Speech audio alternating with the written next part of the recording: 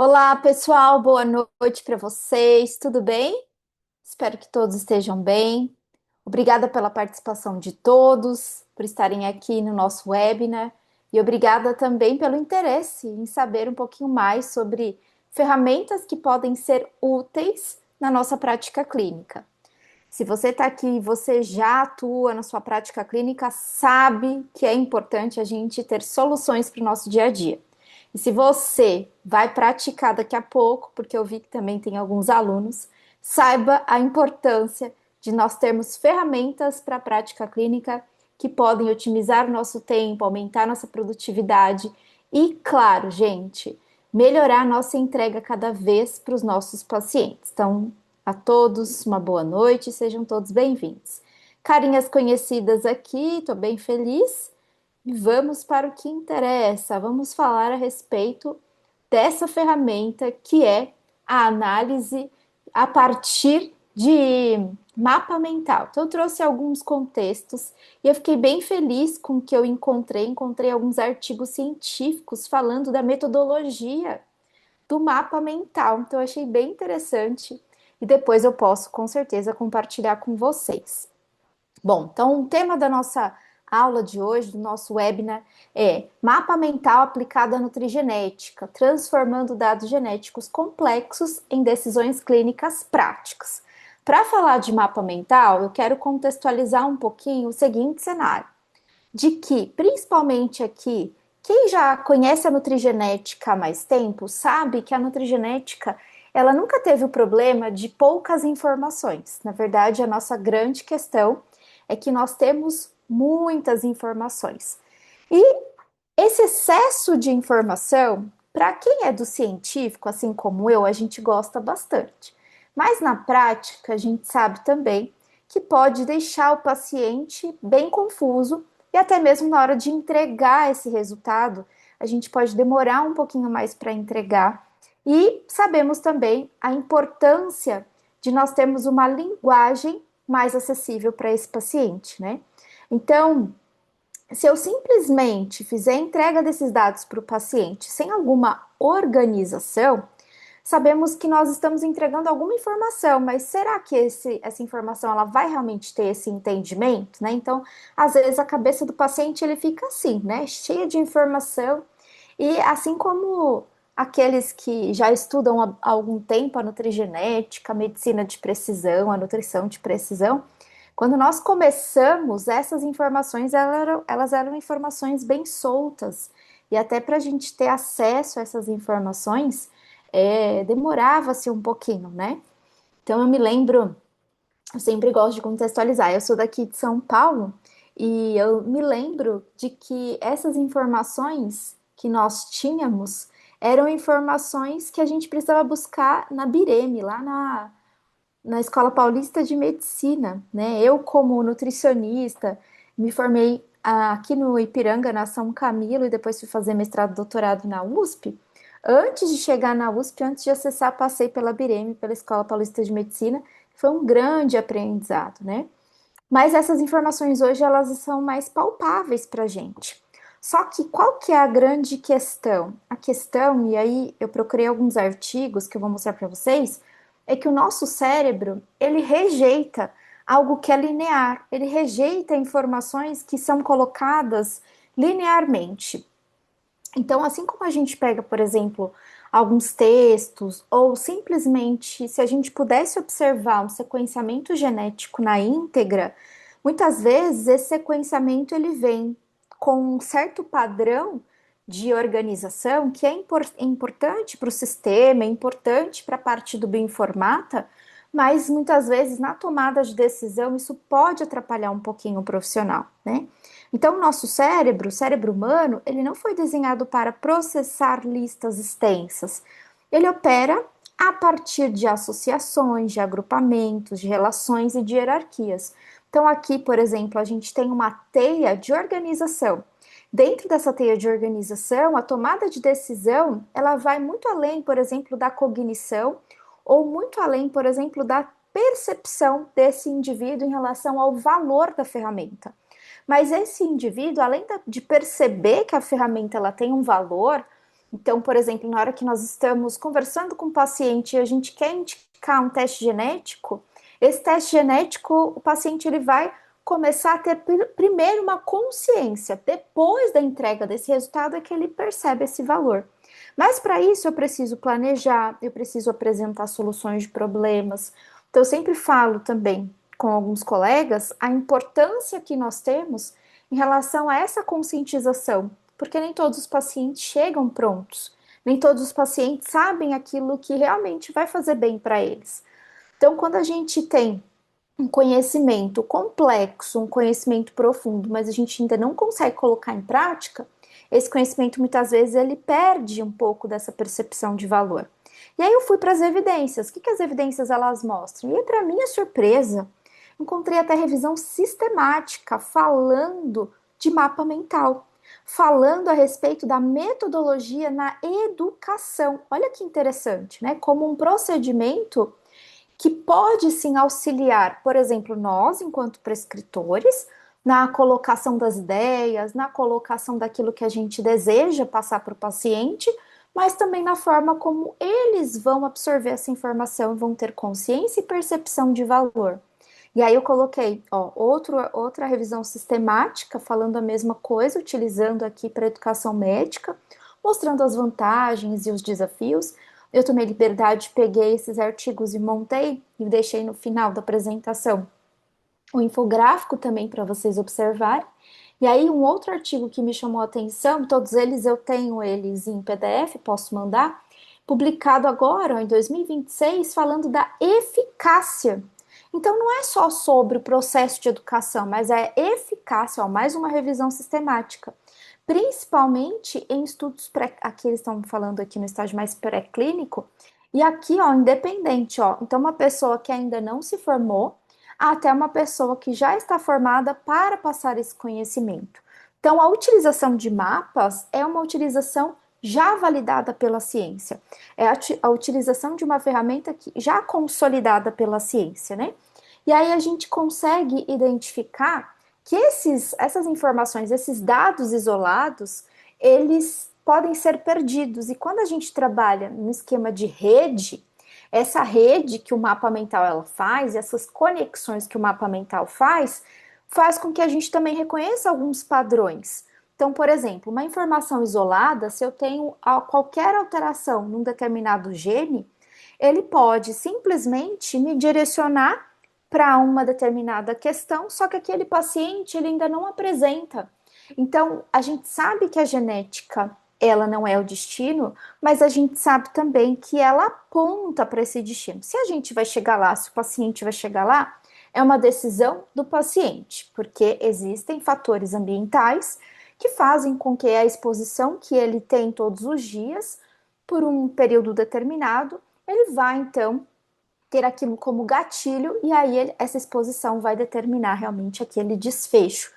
E a gente sabe que são exames de predisposição e de predição. Então, os mapas mentais, eles funcionam porque eles mimetizam a arquitetura natural do raciocínio. Então, quando a gente se propõe utilizar mapa mental, nós estamos utilizando um raciocínio clínico para potencializar a produtividade, para potencializar a entrega do profissional. Então, aquilo que antes era solto começa a ganhar um formato. E esse formato começa a ganhar nomes, e esses nomes começam a ganhar condutas. Então, quando a gente tem clareza naquilo que a gente tem que fazer, ou nas prioridades que a gente tem que ter com esse paciente, fica muito mais fácil realmente fazer aquela consulta. Hoje, mais cedo, eu conversava com uma pessoa aqui do grupo, uma nutricionista que me chamou no particular, e aí nós estávamos conversando e ela falou: Olha, Tati, eu vi as suas aulas anteriores, vocês falando sobre o GLP-1, o teste, né, que a gente tem aqui do GLP-1 Safe Map, sobre as condições ali de efeitos adversos em relação ao uso de GLP-1, mas observados pela genética. E eu achei muito interessante, mas eu ainda não consegui colocar em prática. E aí eu comecei a perguntar para ela, mas por que você não conseguiu ainda, né? O que será que falta? Ah, Tati, eu acho que falta uma metodologia para colocar em prática. Eu acho que falta ali um raciocínio para colocar em prática. Então, chegou a nossa vez, né?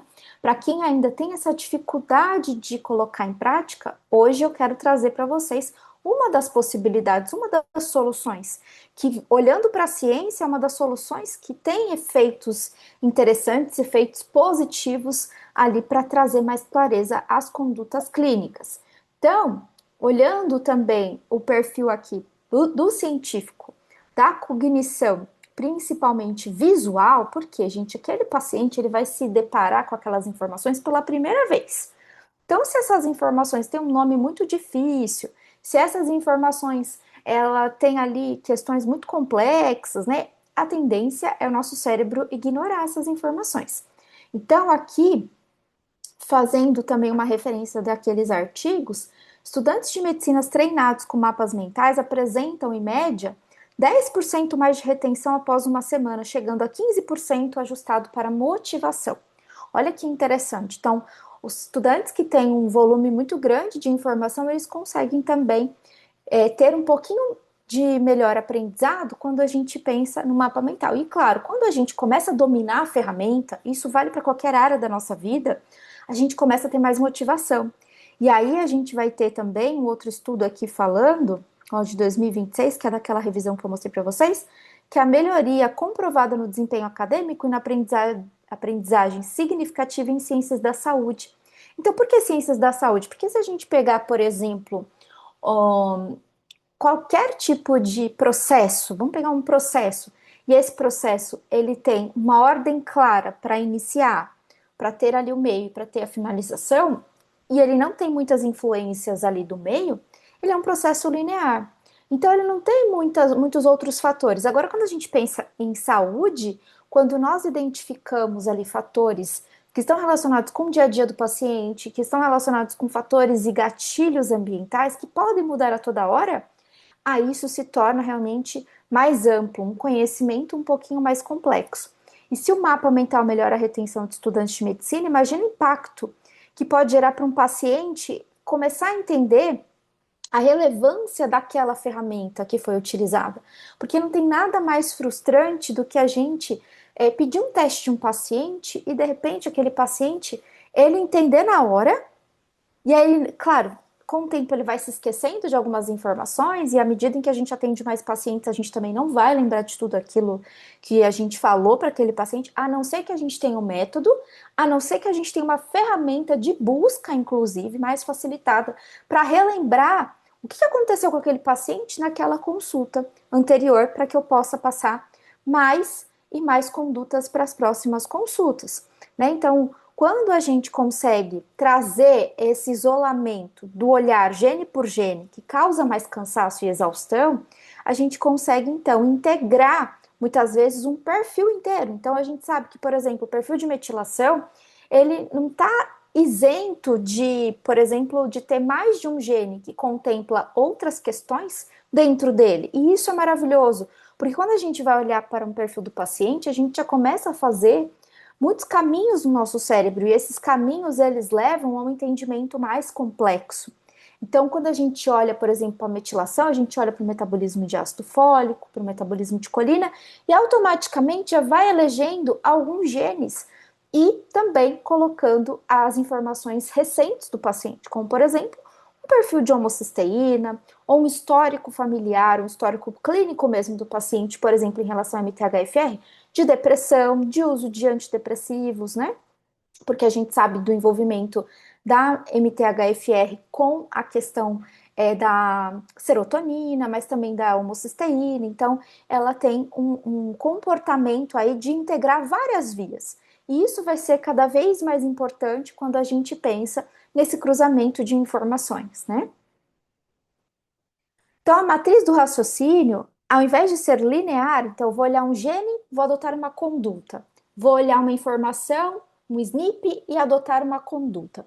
E só para a gente relembrar, né, o que é um SNP, um SNP? O SNP é uma troca simples de nucleotídeo, ou seja, aquelas letrinhas que fazem parte do alfabeto do DNA, eles podem vir com variações, e isso desde o momento que nós somos concebidos.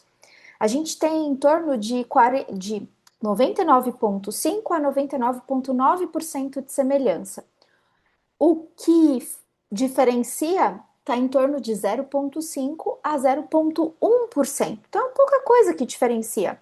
Mas essa diferença é suficiente para a gente ter um entendimento de que duas pessoas com o mesmo perfil de estilo de vida vão responder de forma diferente à mesma estratégia ou uma estratégia muito parecida, tanto do ponto de vista nutricional quanto do ponto de vista médico. Então, essa questão faz com que a gente também perceba a necessidade de condutas cada vez mais personalizadas.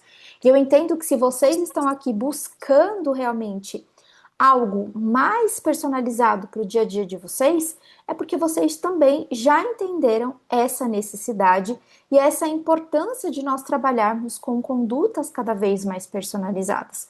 Então, a evolução é uma evolução que gera ali uma matriz sistêmica, uma matriz que a gente fala metabólica. Por quê? Eu tenho genes de um lado que vão influenciar, então esses polimorfismos, eles influenciam sim essas condutas, mas ao mesmo tempo esse raciocínio, ele passa por um entendimento que faz com que a pessoa e o próprio profissional, eles tenham ali juntos, eu sempre trago o paciente para essas condutas, porque é uma forma também dele participar desse processo, e aí levando em consideração a medicina 4P, que é uma medicina preditiva, participativa, personalizada, né? Uma medicina realmente que vai trabalhar com algo que faça diferença, que é a prevenção. Então, quando a gente se apoia nesses pilares, a participação do indivíduo, ela também vai nos auxiliar nessas condutas. Ela também vai fazer parte, por exemplo, da expectativa que eu tenho de adesão.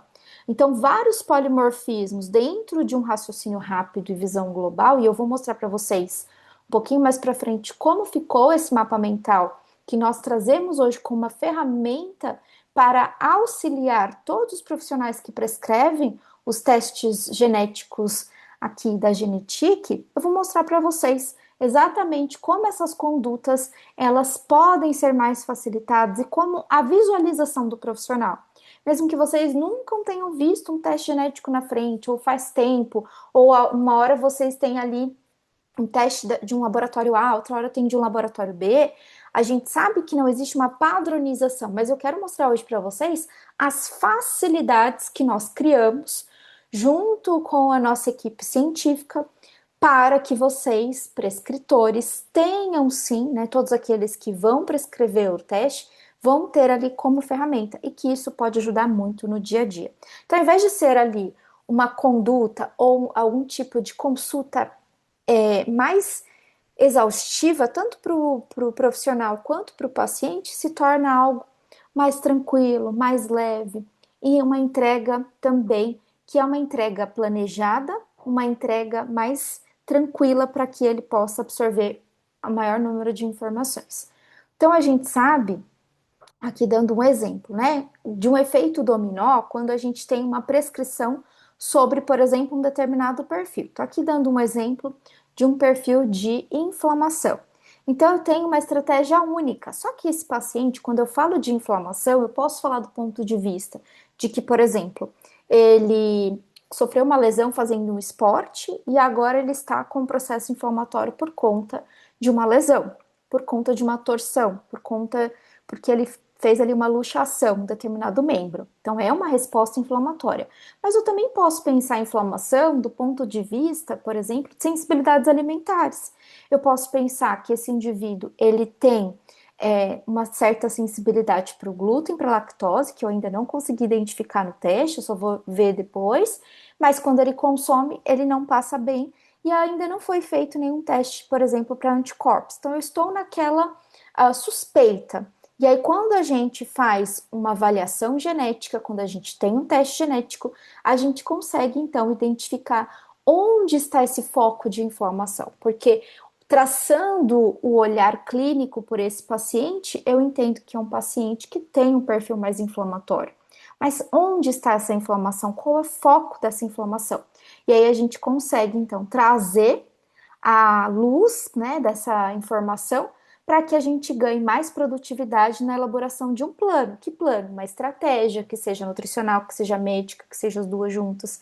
Então, em vez de tratar gene por gene, a ideia é a gente ter uma conduta mais direcionada a partir de vias metabólicas que vão, na verdade, fazer ali uma modulação de vários polimorfismos ao mesmo tempo.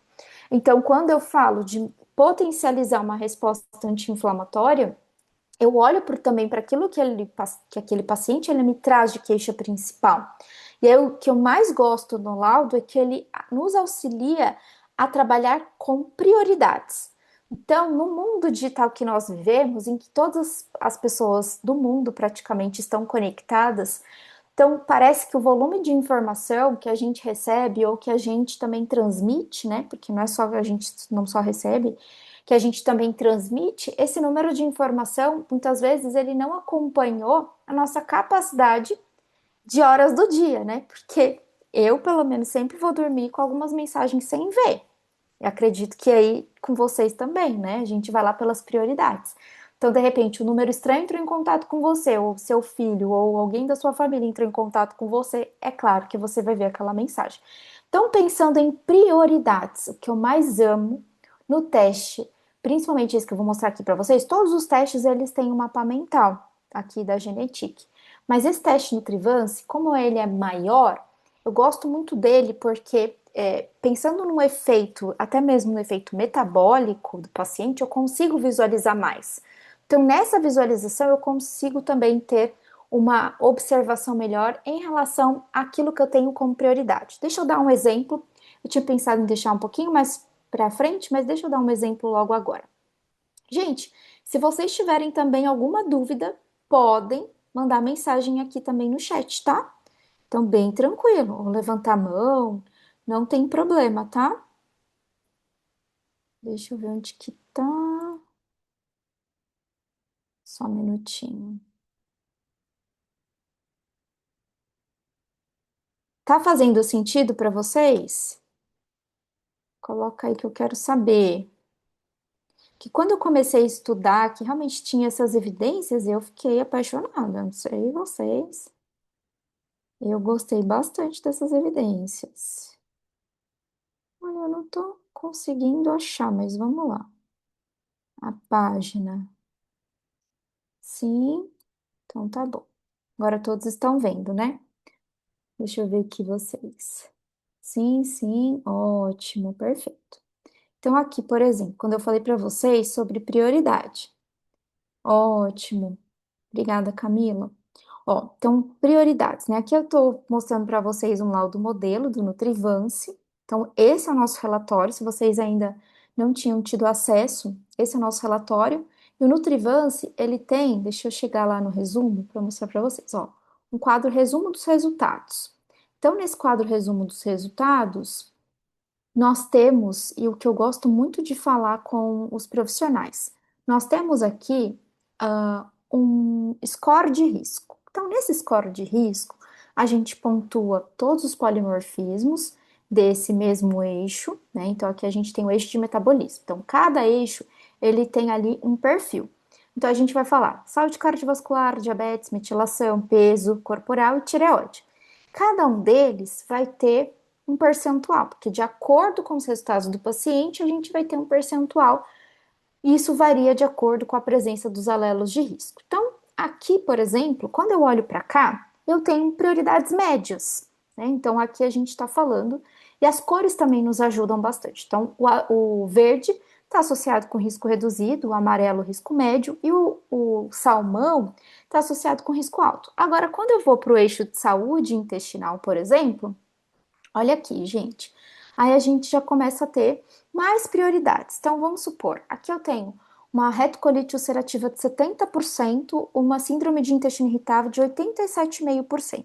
Ontem, eu peguei um paciente de uma colega e eu estava fazendo consultoria científica com ela, e aí ele estava com 100% de retocolite ulcerativa, né? Eu não tinha visto ainda, mas um paciente, ele tem também essa informação, né? Ó, a Ângela perguntou, Tati, prazer em participar de suas aulas. Obrigada, Ângela. Sobre o teste, o score de risco, como é calculado este score no laudo Genetic? Ó, todos os laudos, eles são calculados e os scores de acordo com os alelos de risco. Então, na presença do alelo de risco, a gente faz uma pontuação E essa pontuação leva em consideração a presença do alelo de risco, tanto em homozigose quanto em heterozigose.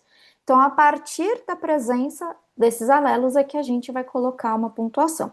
E aí, no final, a gente faz ali um cálculo para dar o percentual total, tá? Então, a gente sempre se baseia na presença ou ausência dos alelos de risco. Então, por exemplo, aqui do glúten, dessa paciente deu 25%. Aqui é um laudo modelo, né, um laudo fictício, mas só para vocês verem. Então, 25% já é um risco baixo, né? Só que a literatura também assume outros genes para doença celíaca. Então, a gente quis colocar esses outros genes, porque às vezes o nutricionista, o médico, ele fala assim: poxa, Tati, estou olhando aqui, os HLAs não saíram positivos para a paciente passa mal quando come glúten. Então, existem outros genes que não são HLAs, que são os principais, que são aqueles que são mais estudados, mas que a literatura assume como realmente um perfil de risco. Então, a ideia é que a gente possa apresentar também essas possibilidades para o profissional. Então, vamos supor que eu estou atendendo essa paciente, ela me fala que ela tem, por exemplo, constipação, ou que hora ela está constipada, hora ela tem diarreia, e aí ela tem várias sensibilidades, ela ainda não conseguiu identificar a sensibilidade que ela tem. Então, todas essas questões aqui são questões importantes que eu preciso levar em consideração, né? Então, eu preciso identificar junto com a paciente aquilo que realmente pode estar travando a saúde dela, e aí eu vou priorizar. Então, por exemplo, mesmo dentro do risco médio aqui para lactose, eu consigo ver quais são as variantes, quais são os polimorfismos que tem de risco. E se esses polimorfismos, por exemplo, eles são relevantes na população brasileira, que a gente colocou como prioridade também aqueles que são mais relevantes na população brasileira, né? Já o perfil de sensibilidades, olha aqui, ó, o risco é mais baixo. No caso da cafeína, o risco baixo porque ela tem uma metabolização mais rápida, né? No eixo de saúde imune, aqui também está mais tranquilo. Mas, por exemplo, em relação às vitaminas, a vitamina K já chama atenção. Dependendo da paciente, se ela tem algum comprometimento também de resposta imunológica, a vitamina D já vai chamar mais atenção, né? E assim por diante. A gente tem as vitaminas hidrossolúveis, tem também os eletrólitos e temos também outros perfis que eu vou mostrando aos pouquinhos para vocês, tá? Então, o que que eu falo? Eu falo sempre para o profissional ele priorizar aquilo que o paciente traz de queixa e fazer realmente o link com aquilo que o laudo trouxe de relevância.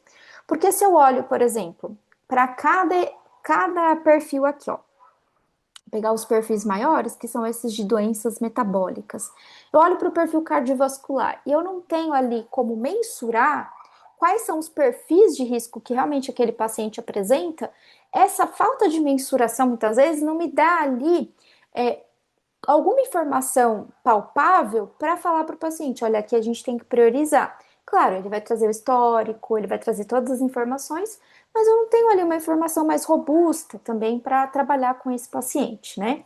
E algo que também é importante, ele também se sente parte desse processo, porque quando a gente coloca o paciente como um protagonista do próprio exame, da própria informação, ele se sente também muito mais participante. E isso para a gente é muito favorável, porque a tendência dele assumir responsabilidades e assumir também adesão dentro de uma programação, dentro daquilo que é negociado, também é grande, né? Então favorece a vida de todo mundo, né? Certo? Eu vou mostrando, eu vou e Tati, volto aqui. Opa, oi. Oi, Ângela, eu tomei um susto. Oi, tudo bem? Pode falar.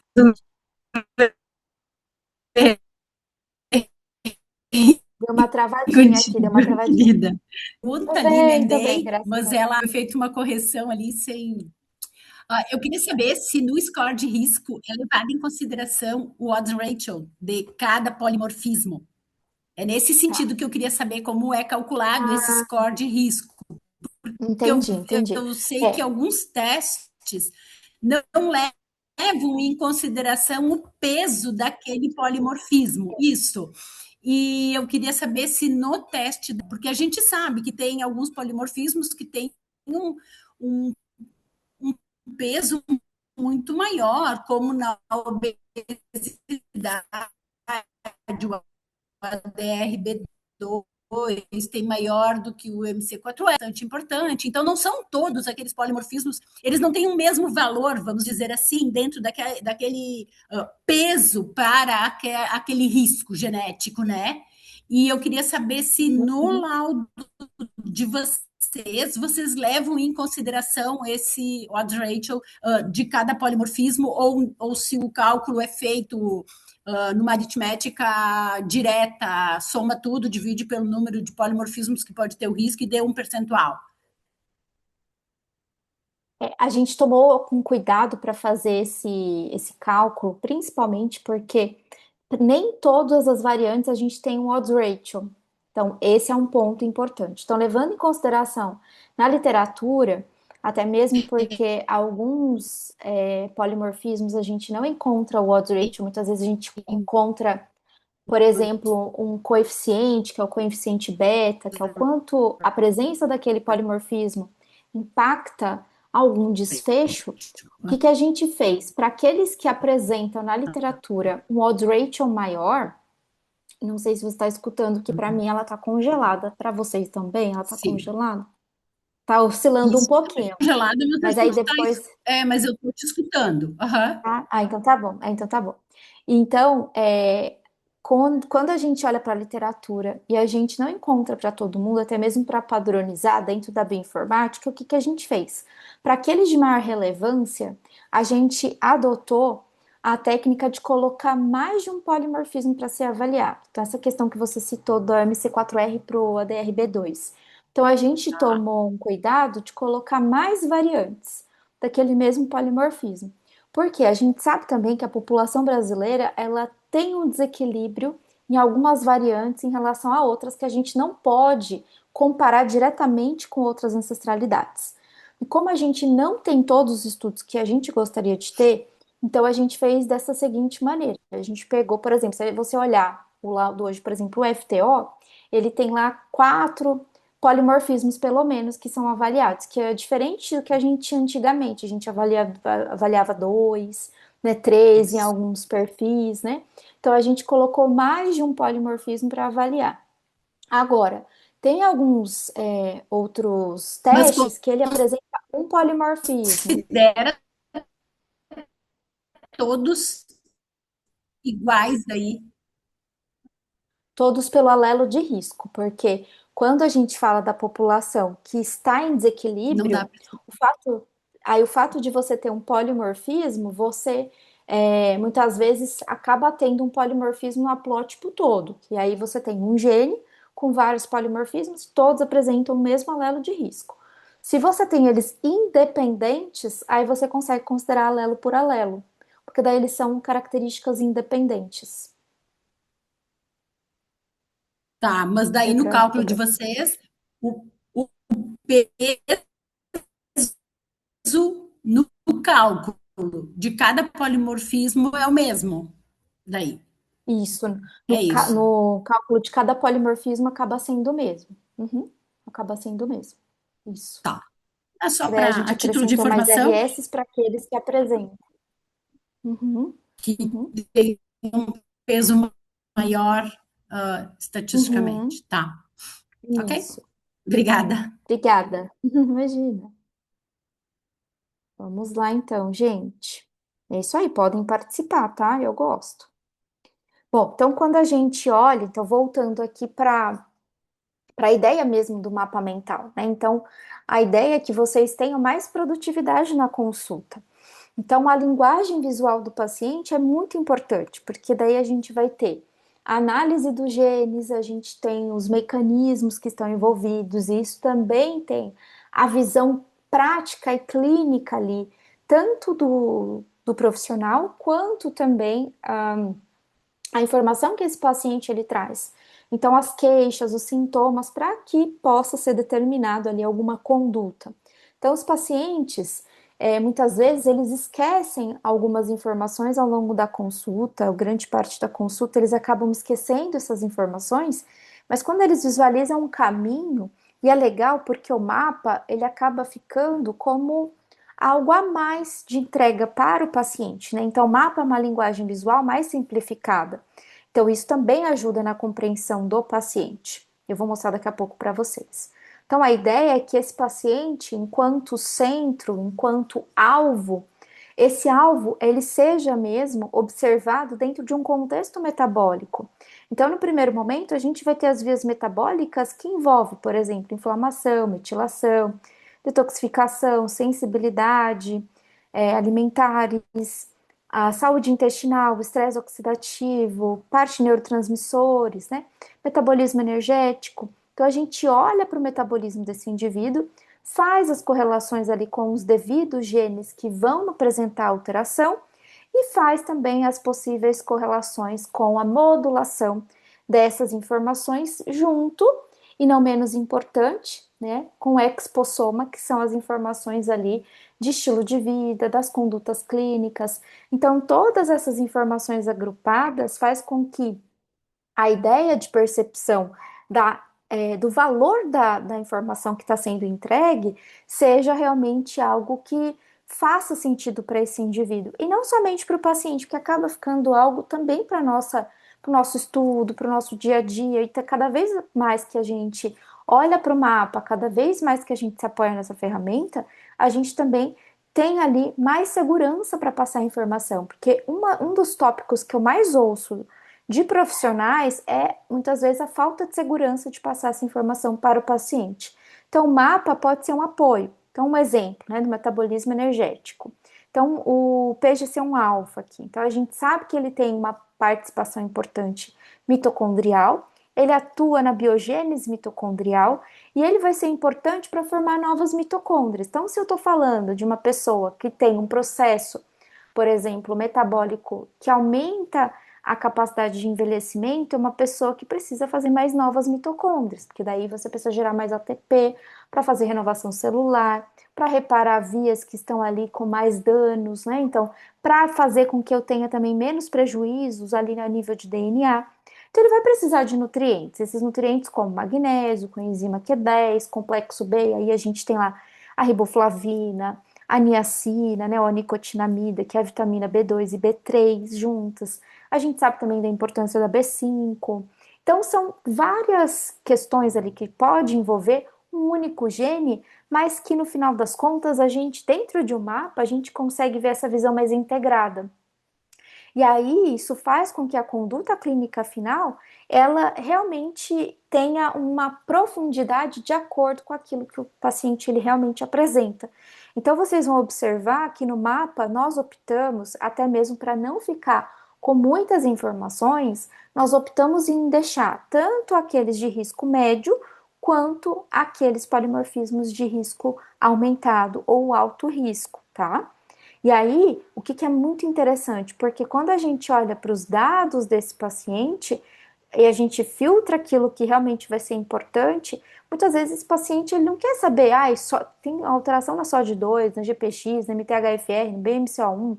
E muitas vezes eles não querem saber disso, mas eles querem saber, por exemplo, quais são as histórias biológicas que esse paciente ele se reconhece quando a gente vai falar. Então, por exemplo, aqui está mostrando que o seu perfil de inflamação leva a prejuízos na fertilidade. E junto com isso, você me falou que o sono não tá legal, que tá faltando energia, tá com falta de foco. E é isso que acontece com o nosso corpo como um todo. Acelera um envelhecimento. Então, a idade biológica é diferente de uma idade cronológica. E toda essa história é potencializada. Então, isso também é relevante quando nós identificamos essas questões dentro ali da terapêutica e junto ao paciente. Mas a ideia de trazer o mapa é para que esse paciente ele também possa se sentir parte dentro dessa consulta. Eu vou mostrar como vocês podem fazer isso acontecer, tá? A nutrigenética sozinha, ela não gera valor quando ela produz mais dados. A gente sabe, né? Eu fiz meu doutorado com nutrigenética aqui na população de São Paulo e a gente sabe que dados por dados, a literatura está cheia de dados, mas quando que a gente começa a ter mudança ali na transformação desses dados? Quando eles se tornam decisões. Quando eles se tornam decisões é porque a pessoa ela entendeu o valor.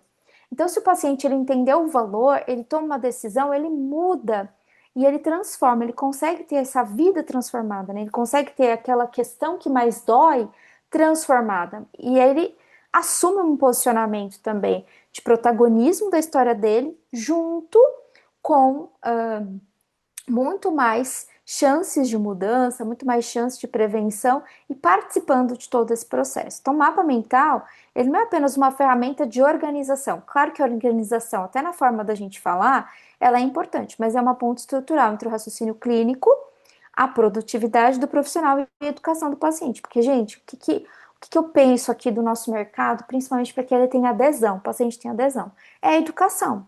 Assim como muitos profissionais ainda precisam conhecer a ferramenta da nutrigenética em primeiro lugar, muitos pacientes também precisam saber que existe essa informação, que essa informação pode trazer benefícios para a vida dele. Então, o profissional, ele também tem uma responsabilidade, mesmo que embutida, de educar esse paciente, de fazer com que esse paciente ele tenha essa percepção de valor. Então, por isso que nós fizemos questão de vir aqui um webinar para falar para vocês dessas ferramentas, né?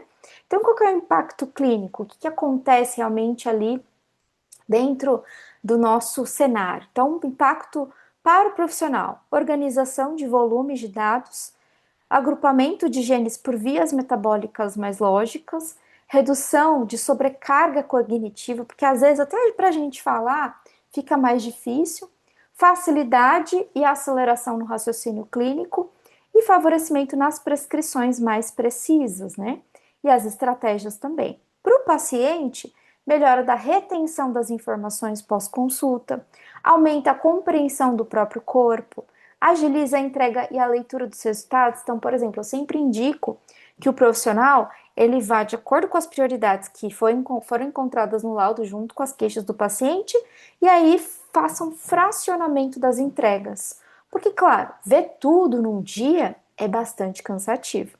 Então, se a gente conseguir priorizar aquilo que realmente importa para aquele indivíduo e trabalhar dentro de uma programação em que, por exemplo, mesmo que ele fique uma hora e meia, mas ele tem essa programação e ele consegue, por exemplo, mesmo que naquele dia ele não esteja assim 100% ali na consulta, ele sabe que ele vai ter, por exemplo, o próprio mapa dele para ele consultar depois, para que ele possa ver aquela informação que a gente colocou de uma forma diferente que não seja no laudo.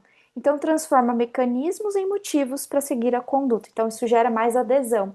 Quanto mais adesão, mais paciente feliz, mais paciente que indica e mais agenda cheia, né? Então, que é o que a gente realmente deseja. Então, resumindo, eu fiz aqui um infográfico, e aí nesse infográfico, só para mostrar para vocês, né? Que eu achei muito interessante. A retenção de conhecimento, ela chega a ser 82,4% em relação ao modelo tradicional, que fica menos 70%, né? Então, existe um aumento aqui nos estudos com os estudantes de medicina de 5 a 15% no melhoramento das notas, só por usar um mapa, só por usar conceitos que são mais complexos em formatos mais rápidos e didáticos, né? E aqui ele fala sobre alguns artigos que mostram também essa utilização. Então, tudo isso faz com que tanto estudos de revisão sistemática como ensaios clínicos mostrem para a gente que realmente nós estamos nesse perfil aí, nesse direcionamento de que sim, esses dados eles podem ser formados em mapas, eles podem ser menos complexos, podem ser mais simples, para que a retenção do conhecimento seja favorável tanto para o profissional quanto também para o paciente. E aí eu quero mostrar agora para vocês sobre o mapa. Então, eu mostrei no primeiro momento o exame. No exame, alguma dúvida, gente, por enquanto? Tá tudo bem? Deixa eu colocar aqui, ó. Tudo certo? No exame, o que que a gente vai ter? A gente tem aqui, lá no final, última página aqui do exame, a gente tem uma, um link para fazer a avaliação desse mapa interativo. Então, e é estrategicamente a gente deixar essas letrinhas com símbolos, tá? Para que não seja tão fácil assim de ser copiado.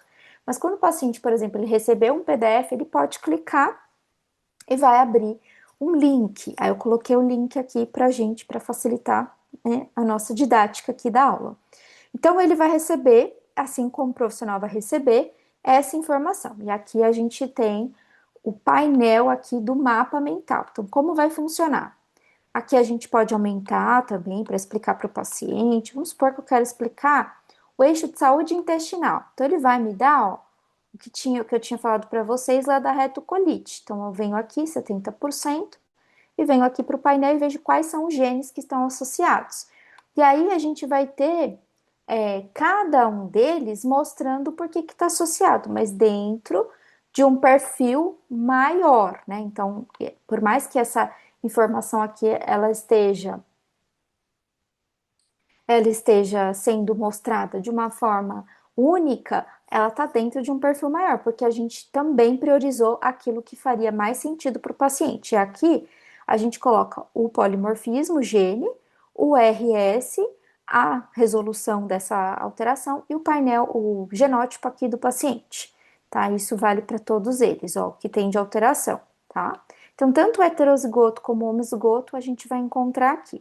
Então, por exemplo, ó, deixa eu pegar a questão da lactose, ó. Então, o que que ele vai ter, ó? Esse gene. A gente também avalia LCT. Então, qual que é o que tem mais relevância para a população brasileira? Esse 235 mesmo. Então, que é o intermediário aqui, que é o gene que vai influenciar a persistência ou não persistência da lactase. Então, aqui ele tem a persistência, só que ele tem outros associados à não persistência. Então, de todos que são avaliados, ele apresenta três, pelo menos com duas heterozigoses e uma homozigose, sendo que as heterozigoses têm menor influência e a homozigose que vai ter a maior influência para ele, tá? Então, essa é a ideia de fazer a avaliação aqui do mapa. E aí ajudar também o profissional, nesse entendimento. Então, o meu mouse aqui, às vezes ele aumenta, às vezes ele diminui, mas só para mostrar para vocês, tá? Então, aqui, ó, por exemplo, a questão do glúten que eu falei. Então, dos HLAs daqui 2.2, ele precisa ser combinado com esse RS aqui, finalzinho 28. Como ele não tem a combinação, aí a gente olha também para esse painel aqui, que é um painel da doença celíaca que vai ter mais genes aqui para a gente avaliar. Mas lembrando que esses genes, eles não são os clássicos, mas a literatura assume que eles podem influenciar, tá? Então, podem influenciar a inflamação, podem influenciar a disfunção imunológica, podem influenciar a barreira intestinal. Então, cada um vai ter uma informação para a gente também potencializar as nossas condutas, porque vai que o paciente realmente, aqui, apesar de estar 40%, 41%, 25%, se ele tem realmente a presença de sintomas, pode até ser uma origem secundária, pode ser porque ele teve, por exemplo, ó, se eu clicar aqui, eu venho também, eu já fecho o painelzinho. Eu gosto muito de mostrar para o paciente fechadinho, então eu sempre venho e mostro assim, ó. Gosto de mostrar assim para ele não tomar um susto, né? Porque daí se eu abrir tudo, aí ele fica com receio, inclusive, de olhar direitinho para o mapa. Então estão todos os eixos contemplados, só que a gente olha perfil por perfil. Então, por exemplo, aqui ó, resposta antioxidante, baixo risco. Então, mas quem que tá aqui? A SOD2. Então aí fala um pouquinho do transporte eficiente, menor estresse, mas ela está em heterozigose para estar aqui, tá? Aí a gente vai ter, por exemplo, o perfil de detox. Aí a gente vai ter CYP3A5, ó. Então, CYP3A5 premiada, CC. E aí ela vai estar em relação a, por exemplo, deixa eu ver a GSTP1, tá? A G. Então, a G vai estar normal, mesmo sendo heterozigota, e a CYP vai estar homozigota. Vamos dar uma olhadinha como é que tá no exame. E vamos ver aqui no exame. Deixa eu só colocar aqui CYP3 a 5, ó. Então, ele já achou aqui para mim. Então, aqui, ele vai olhar e vai falar assim, é CC, ó, tá vendo? Ele tá naquela corzinha salmão. E aí, já a GSTP1, ele tá em heterozigose. Então, assim que mostra o laudo.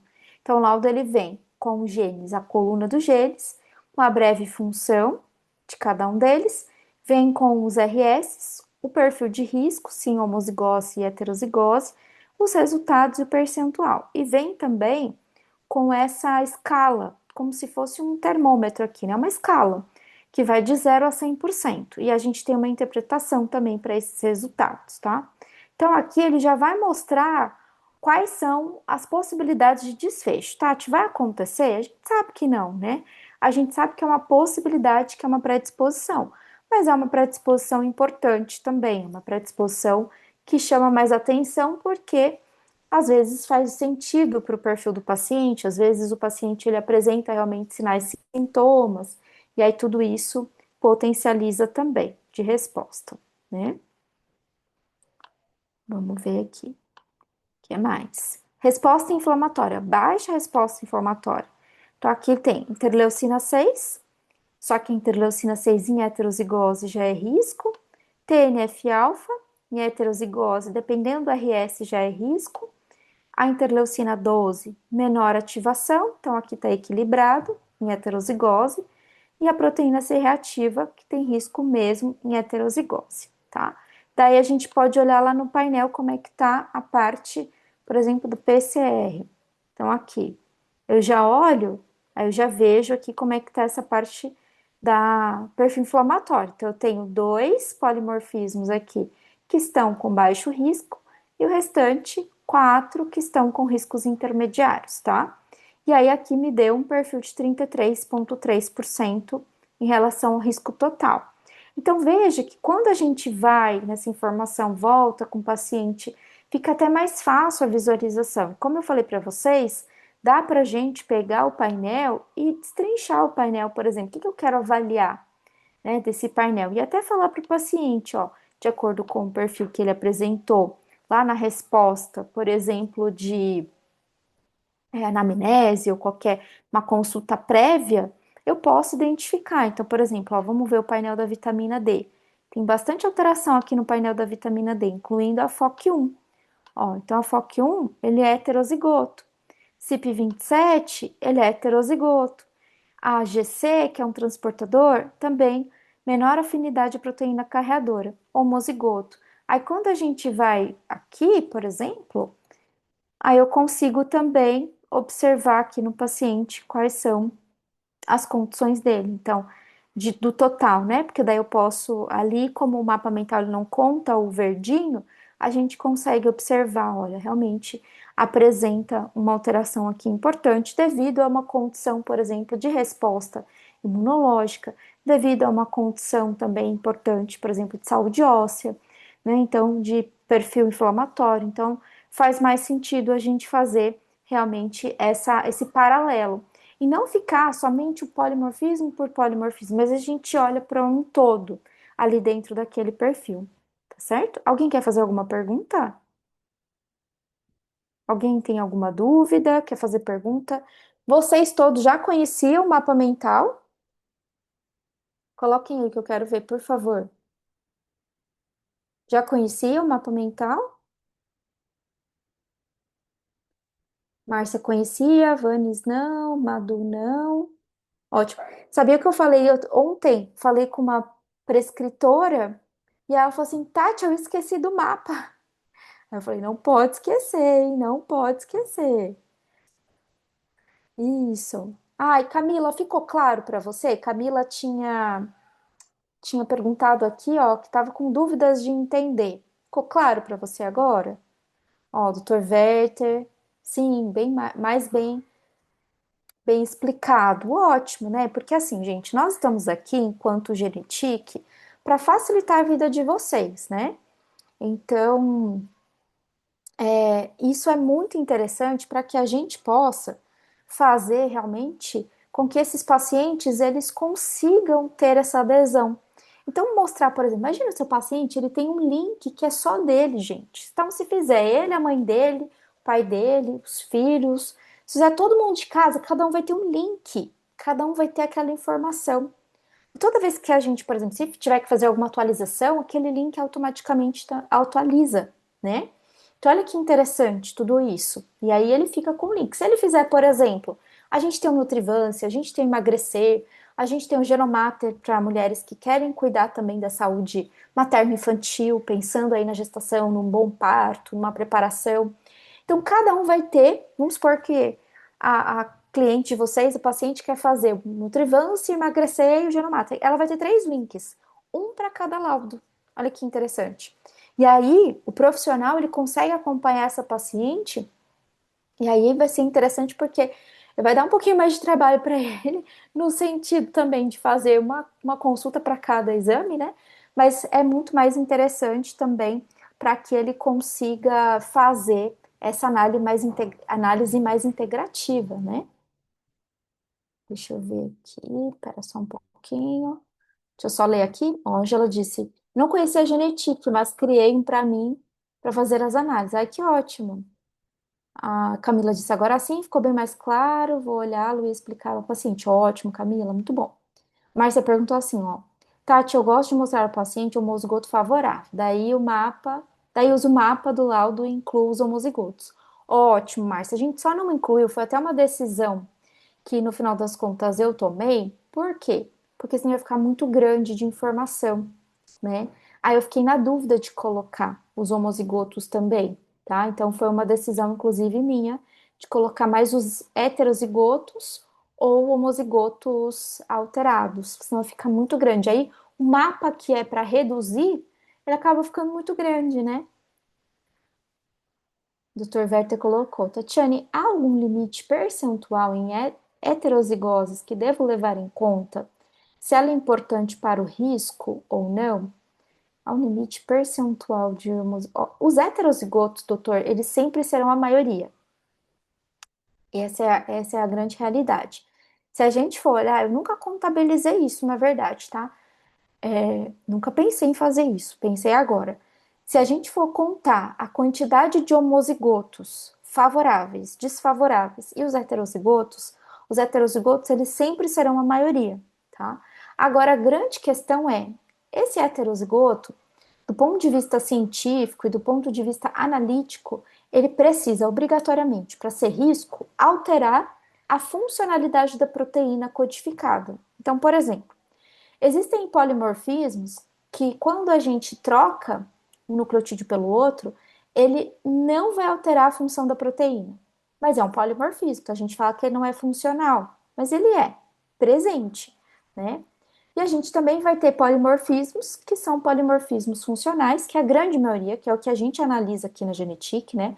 E a grande maioria também dos estudos, eles mostram essas relevâncias, que vão ter heterozigose e que não vão, que vão apresentar alteração dessa proteína codificada.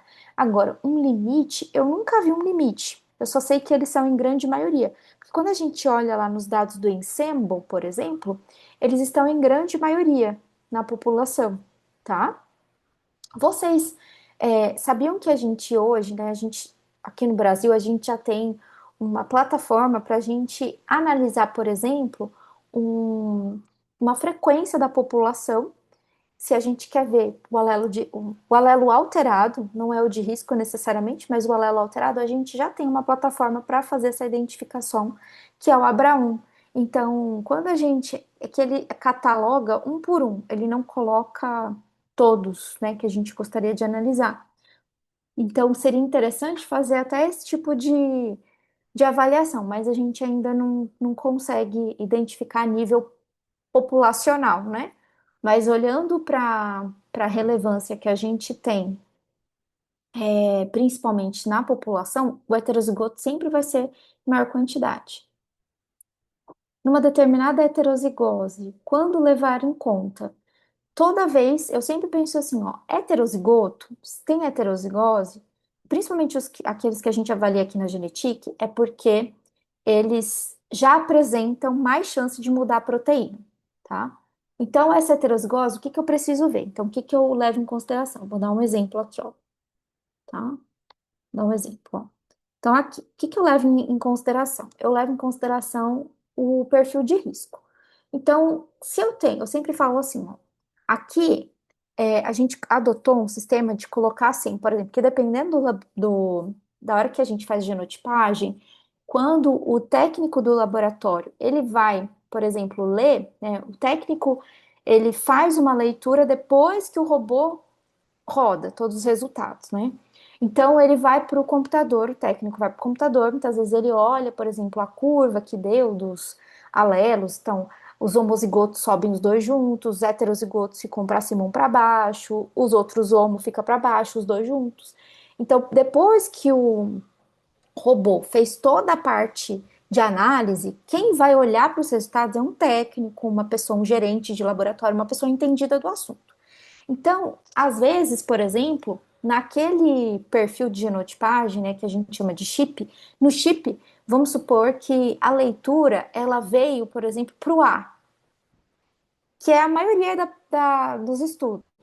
Só que vai ter um ou outro que vai vir com T, porque o A corresponde ao T. Então a gente tem como espelho. Então aqui, por exemplo, por isso que a gente adotou de colocar assim, ó, o A, vírgula T ou barra T. Por quê?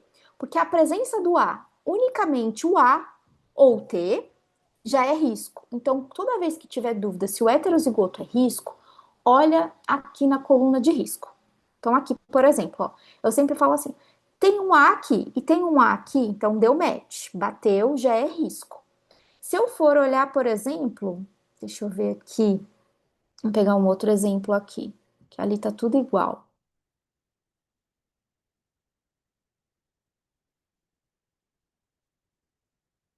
Aqui também tá igual. Ó, aqui, por exemplo, da MTHFR, né?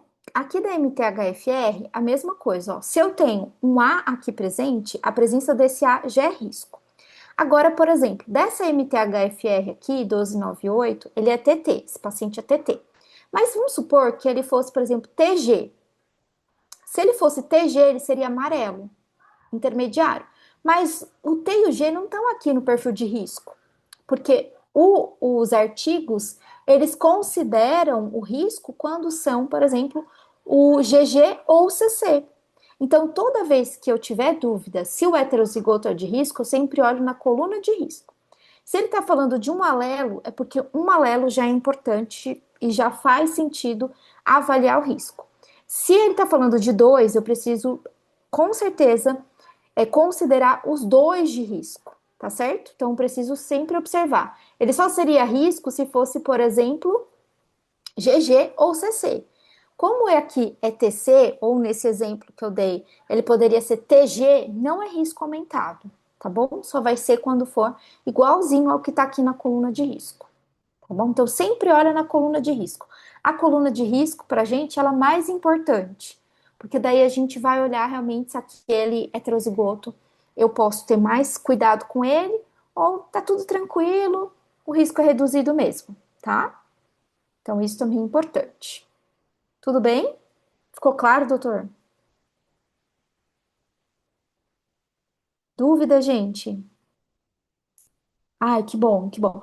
Mas também, gente, ó, é o que eu sempre falo, né?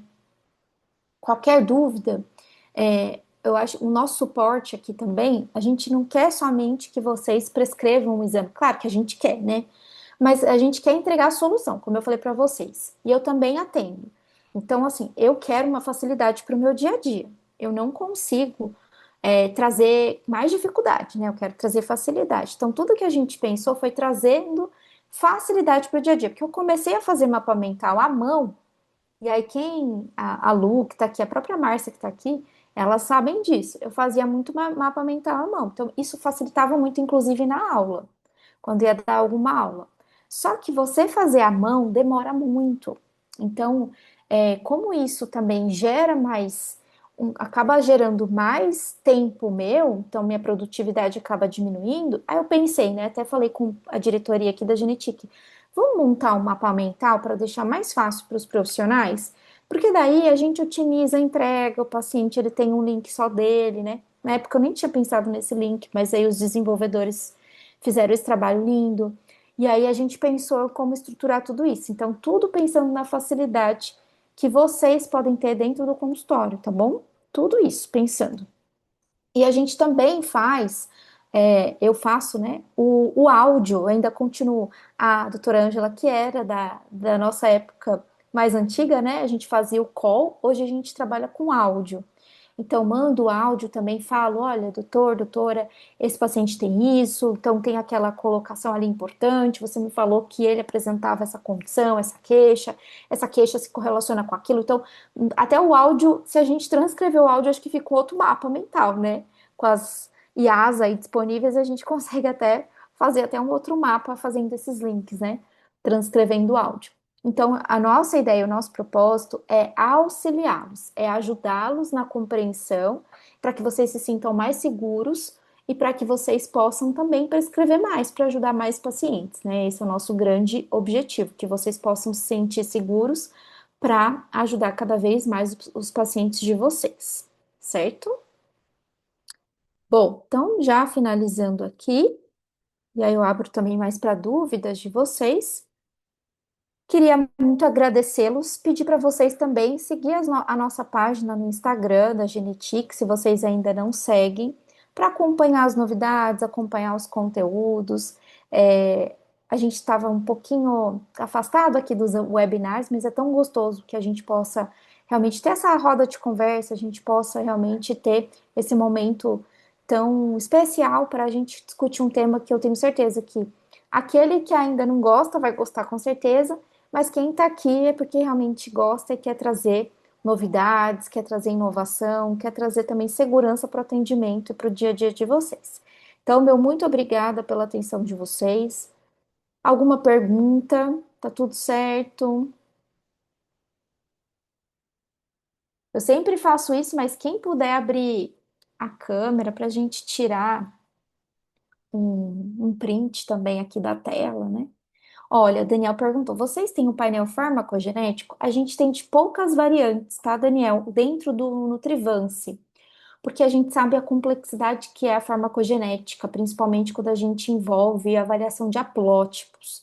Então, diante dessa complexidade, a gente só quis trazer alguns marcadores bem mais simples, algumas CIPs, né, alguns genes de resposta, alguns genes de metabolismo, mas algo um pouco mais simples dentro do Nutrivance, até mesmo para orientar um pouquinho mais os nossos profissionais. Mas a farmacogenética em si, a gente ainda não tem, tá?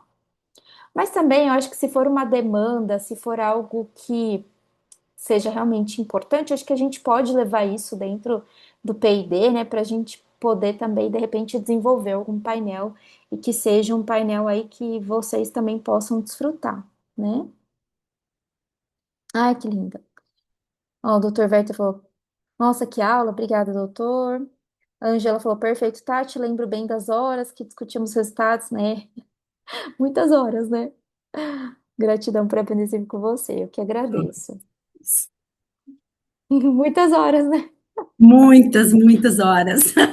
Muitas Mas horas, graças muito a bom. isso, hoje assim, os RS já estão quase todos decorados, né? Assim, a gente já Olha, fala numa situação e já vem vários polimorfismos em mente.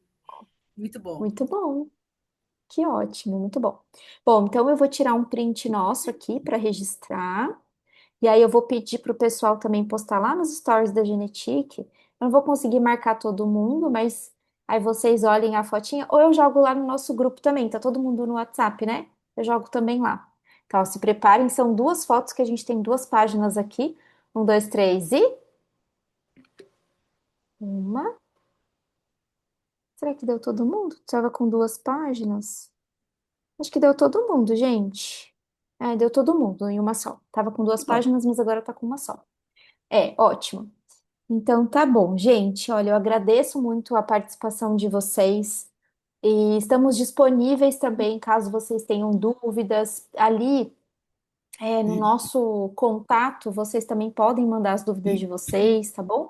E vocês também fiquem super à vontade, de repente, para fazer sugestões. A gente está aqui realmente para formar essa parceria, como eu falei para vocês, mais do que vender, eu acho que a Genetic ela tem esse grande objetivo de ser parceiro mesmo dos profissionais e trazer facilidades para o nosso dia a dia. E é isso que a gente quer, e é por isso que eu tô aqui também.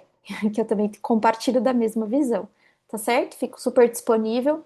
Um grande abraço a todos, uma boa noite, fiquem com Deus e até o próximo webinar, gente. Obrigada. Tchau, tchau.